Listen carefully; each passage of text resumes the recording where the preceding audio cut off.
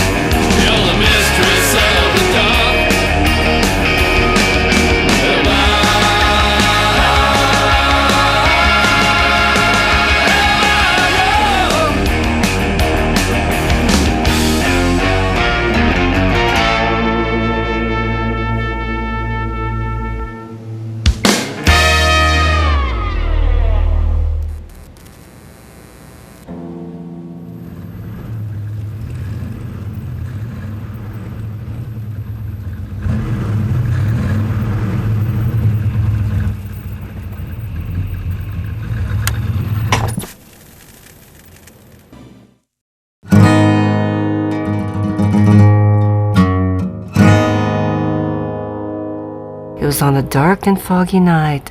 No, it wasn't. The whole thing got started. We played a kind of a VIP celebrity party at a horror convention called Texas Frightmare Weekend here in Texas, and kind of through a mutual friend, Elvira's manager, came to see the show. And my manager was walking around and heard them playing, and he thought they were so incredibly cool, and he came over and said, "You have to meet these guys. They're so perfect and like up your alley, so to speak." And I was like, okay. So I didn't get the chance to see them play, but he was just raving about them. He said, "You guys have to do something together." We're back at the convention the next day, selling stuff at our booth and signing autographs or whatever. And I was actually talking to some friends of mine in a different booth. Somebody comes running over and says, "Hey, Elvira's, she wants to come meet you guys. You should head over to your booth." I'm like, I kind of thought it was a joke, she comes up to the booth and says, "Hey, I want to meet you guys. You know, Scott's been saying how good you were. I just wanted to see you and see what the band was all about." I really like their little combination of, kind of country and ghouly, because in general, spooky, ghouly music is kind of one thing. It kind of ends up sounding like death metal to me. It kind of throws it out there. Hey, you guys should write me a new theme song, and I'm like, man, sure, that'd be awesome. I thought they would be perfect because, for years and years, people have known that song Elvira, the country and western song, which personally was not so much my cup of tea, but every time I go somewhere, there's always at least one drunk guy in the audience going, Elvira, I'm like, oh my God. I could write some kind of a tribute, kind of a theme song that they could use, for Elvira, to promote Elvira, and for Ghoultown, obviously it would be a cool thing, and help promote us on our end and bring in some Elvira fans. They wrote this song, and they kept sending me little versions of it, and I thought, this is totally cool. I really loved it, and of course it was a nice tribute to Elvira, so I was flattered. That was said, man, all we got to do now is record it and shoot a video.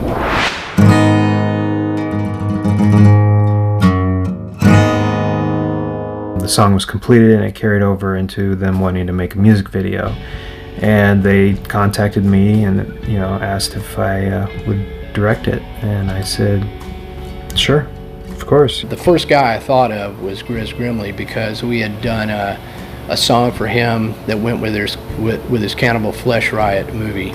We get a lot of offers to do little movie things or short films, but when I got the Cannibal Flesh Riot and put it on, I'm like, dude, I totally, love this, and I've got to be involved. I had no idea he directed stuff.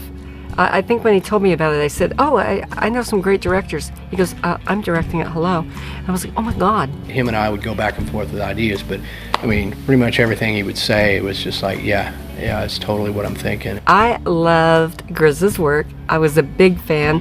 I'd seen his books and some of his art, and I was always thinking, oh my God, wouldn't it be great to do something with Grizz? When we brought him on board, it was just like the excitement level kind of went up, because now she's going to be able to work with him, and it was like all things were kind of coming together. Everything was falling into place. I looked around for places to shoot, and that was a problem, because just with the budget, I couldn't find anything that was really within our means. And Cassandra mentioned doing it at the Magic Castle, and I was like, yeah, that's a great idea, but what are the chances of that happening? Well, we really lucked out getting the Magic Castle to shoot in. It's one of my favorite places, of course, in Hollywood, and over the years I've worked there a bazillion times.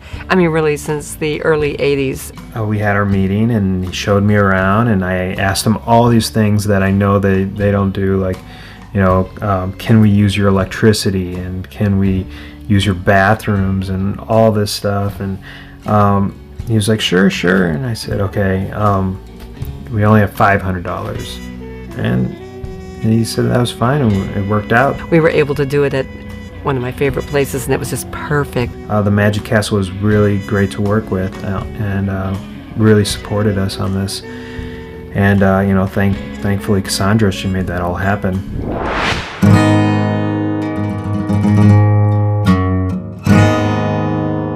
We're supposed to fly out on a Thursday at about 4 p.m.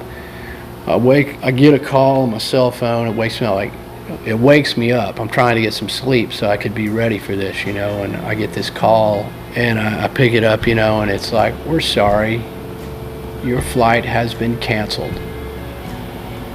We are sorry for the inconvenience. So slowly but surely they proceed to tell us that the flights that we had scheduled for a month, and we're going to get in, late as it is on Thursday, and we've got to get up really early and shoot on Friday. They're telling me that the flight is canceled. We've lined up locations. We got the Magic Castle rented out. We got insurance, all this other stuff. Elvira's coming down. You can't redo this stuff. So I'm freaking out. And eventually through the voicemail, they finally come around to saying, but we've rescheduled your flight for like 10 p.m. So on one hand, it's like, this is a freaking nightmare, you know. We're supposed to be there, we need to have a production meeting, and the airlines is telling me the flight's canceled, but at least we're getting out on Thursday night. But that's kind of what led to the whole get into LA. By the time we get to where we're staying, we literally have a production meeting, which was like in fast motion, you know. Okay, here's storyboard, it's going to do, you know, this is supposed to be something we could, you know, go over for hours. But so we have literally 2 hours to sleep. I get up at 4 a.m., get ready, put the hat on, go down for makeup in Hollywood, and so luckily the flight wasn't canceled, but it was probably the scariest moment of my life.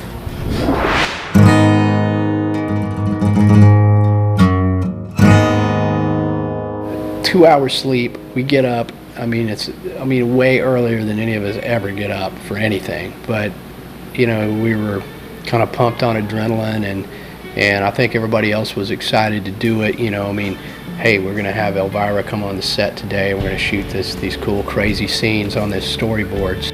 We had no money for this music video. I think, you know, they had talked about doing it for like a couple $1,000s or something like that, and that included their flight, and flying 6 guys to LA was easily ate that up. He said the funds insufficient. I had about 10 hours of footage that I wanted to shoot at the Magic Castle, and I would have much rather had about 24 hours to get it in, but just with budgetary reasons, and I didn't want to occupy too much of Cassandra's time than what was needed.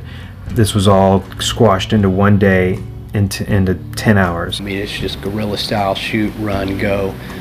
Hope you got it. Cassandra was amazing. Obviously, I mean, anyone who knows her has great things to say about her. You felt like she was working with us, you know, she wasn't off doing her own thing. She was involved in the shoots, doing every crazy thing that Grizz wanted her to do, you know. I mean, practically, I mean, she was basically doing her own stunts. Walking on my heels all day, that's always challenging. I had to kind of run around in my heels and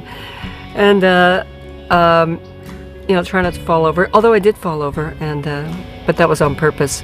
And you can, like, you don't have to run, you know what I'm saying? Yeah. Don't trip and hit your head on the TV. It was really surreal, because here you are working with an icon like Elvira, and I had to consistently tell her to fall down on her ass, and over, and I was like, okay, that was good, but let's do it again. Okay, and she'd stand up and she'd have to fall down on her ass again, and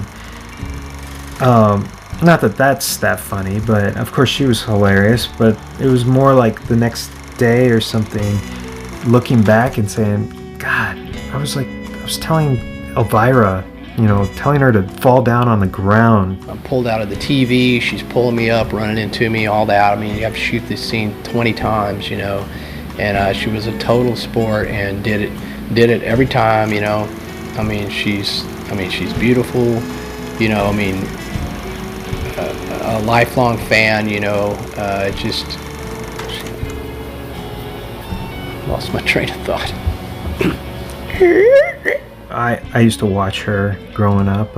Most people had, so it was amazing to actually be there and doing something with her. And I was very kind of stressed and very directed towards, you know, getting this accomplished, you know, getting everything shot that I needed shot in the time I had. So I would have to say that the ambiance was very tense, and I think it was great that she was there, because she's so witty and funny, and she just lightened the mood. Yeah, a little picture of me, you know. It's just been totally amazing, but to work with her, and I mean, her whole crew was down, and they were just super cool. It really made things go smoothly. We'd had 2 hours of sleep, and we shot 18 hours that day, because we're on a pretty tight schedule. She shot about 8 of those hours, and that was the set for the Magic Castle, which is the set for her room. I knew that I wanted Cassandra's house to be a Victorian home, or something that was kind of stylized like that, and something also that had the decorations of like a crazy cat woman, like someone who has like 50 cats and goes to swap meets and garage sales and collects all this junk and doesn't throw anything away. Some like crazy worldly woman. She loaned us most of the props that went in there. That was her original couch from the TV show set. So I mean, you know, just that sitting on her couch, you know, I'm like, who would ever think, you know? He brought all that together and just, you know, busted ass really to make this happen. Got his crew, you know, and his vision of the video, the concepts.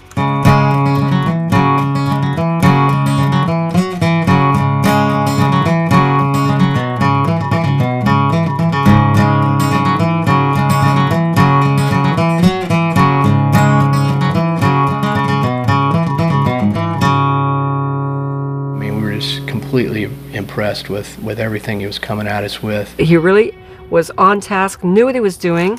I was impressed with his professionalism. I thought he was just this tattooed freak. Little did I know he was very, very, you know, really had it together. We shot through this thing, man, amazingly on time, on budget, the whole thing, which is pretty unusual. I was shocked. Not really. And just trying to move and get to the next point and you know, get that accomplished and move on from there. I mean, we were all kind of amazed that we were able to pull off all the shots that Grizz wanted to do. I mean, it was like maybe 2 shots on that storyboard that we didn't do out of every single one.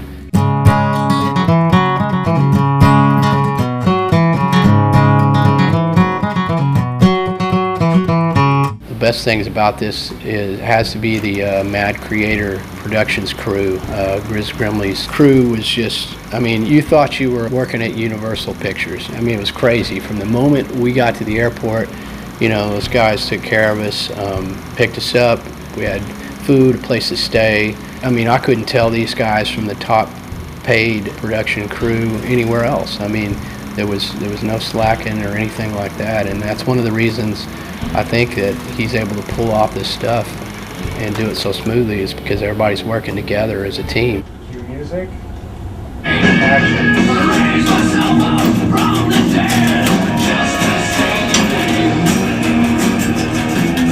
Ghoul Town had a sound that kind of encompassed the old honky-tonk sound and threw in some horror appeal and rock and roll.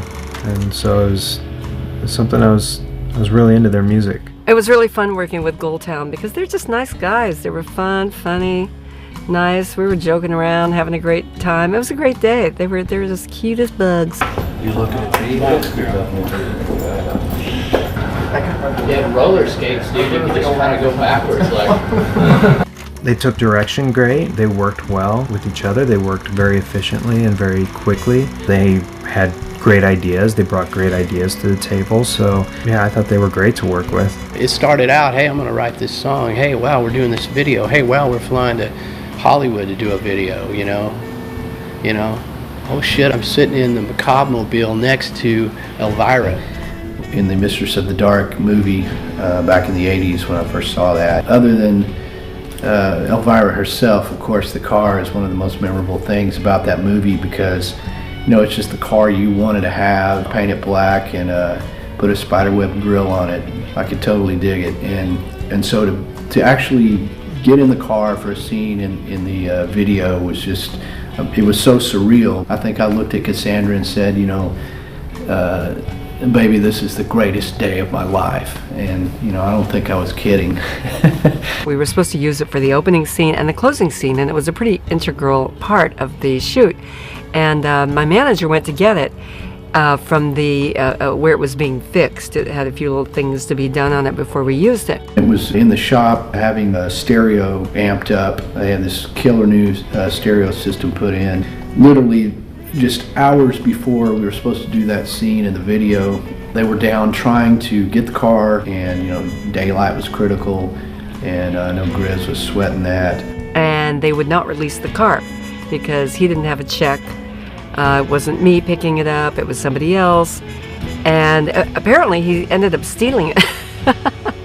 He's in jail now, in prison. But we barely got the car there. It was a miracle that we got it. He really had to sneak the car.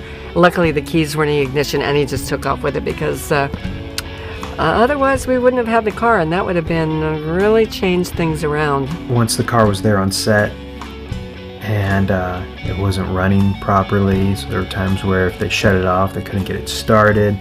Not to mention the Magic Castle just finished having brunch, and we couldn't be outside during their brunch hour, and we had basically an hour slot before they started bringing in people for dinner. We had to set up a dolly, and then the car's having problems.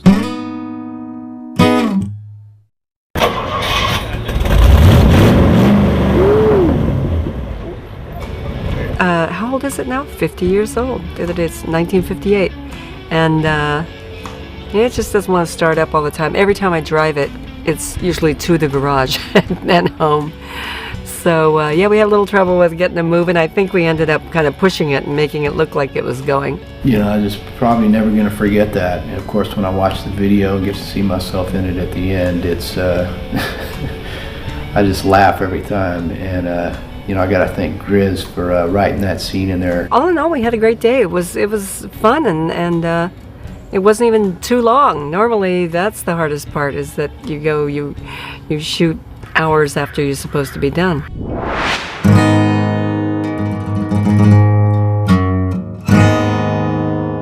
Originally, I had an idea that the band was going to be playing on this Ed Sullivan type show, and one of the ideas was to rent out a white studio and just have a very mod stage, all white, with, you know, the black speakers and the instruments, and the band in, you know, black mod suits and maybe bolo ties playing at this, you know, Ed Sullivan show. It sort of started like that, and then Grizz came up with the concept to do a variety show. If you've ever seen the old show Hee Haw, that's where the idea came from for the Har Har show, as Grimley called it. All of our budget was pretty much spent. We ended up shooting all the variety show in my garage, and more than that, they were here for 2 days. We shot the Magic Castle the first day, and the second day was for the variety show. And we woke up early in the morning, ran everything out of the garage. The garage was full of all my merchandise and sets from other films, and props and costumes and equipment, and some storage stuff. It was just packed. And then we had to set dress this and make it look like a country variety stage, all within a matter of hours, and then shoot them performing on the stage. We were going to do the zombie shoot at night, and you know, it's only a few seconds in the video, but it definitely felt it was worth it. And for me, you know, just being able to get made up as a monster, a zombie, or whatever was a cool thing. This is the best part of the video because like it burns, and when you sniff it in, it burns your nostrils and makes you kind of dizzy, and it's just I love it. Shauna, our makeup girl, sat me down in the chair while I think the rest of the guys were out having beer on the back porch, enjoying the nice California weather. I sat through 2 hours of latex, glue, and makeup, and painting on my face, kind of a Fulci zombie look to it, and that's what he was going for, and just a total transformation. You know, we're always going to look back and say, man, I'm glad we did that. You know, of course the guys are going to say they're glad they did it because they didn't have to do the 2 hours of makeup. Another thing that I think all of us remembered from the Hee Haw show was that they would do like these cornfield jokes. Yeah, the jokes. Well, they have these, you know, a couple of hillbillies pop up out of the corn, and they tell really stupid jokes and then go back down the corn.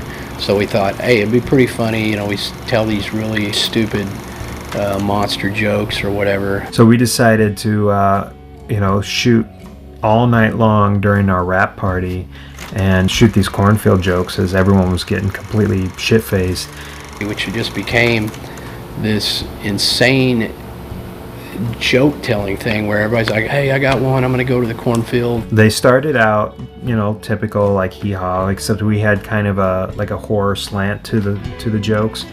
And then by the end of the night, they got really profane and explicit, and started to make absolutely no sense at all. I was getting zombie makeup, and I come out of the house, you know, our trumpet player's shirtless, with sunglasses on, playing a blind guy, coming up out of the corn. I'm like, dude, what is this, you know?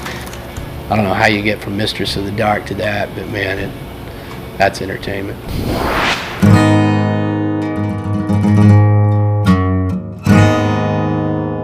I think the most challenging thing about shooting this music video was the budget, trying to get what I had in my head out with as little money as we had to deal with.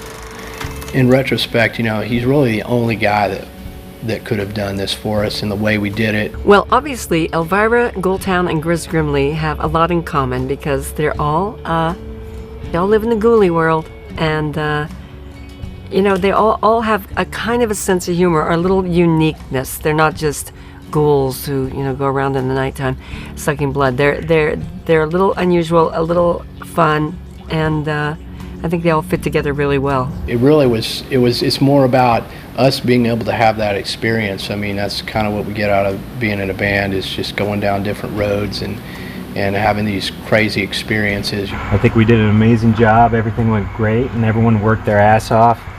I just want to say thank you, and we're gonna have a great DVD coming out. And again, I can't thank you guys enough. You guys were awesome, and Juno, you were awesome. Cassandra was awesome. Wish you could be here. Cheers. Cheers. Cheers, everybody. The direction I'm heading with Elvira in the future is more and more branding, more Elvira icon, less and less me schlepping around in the dress.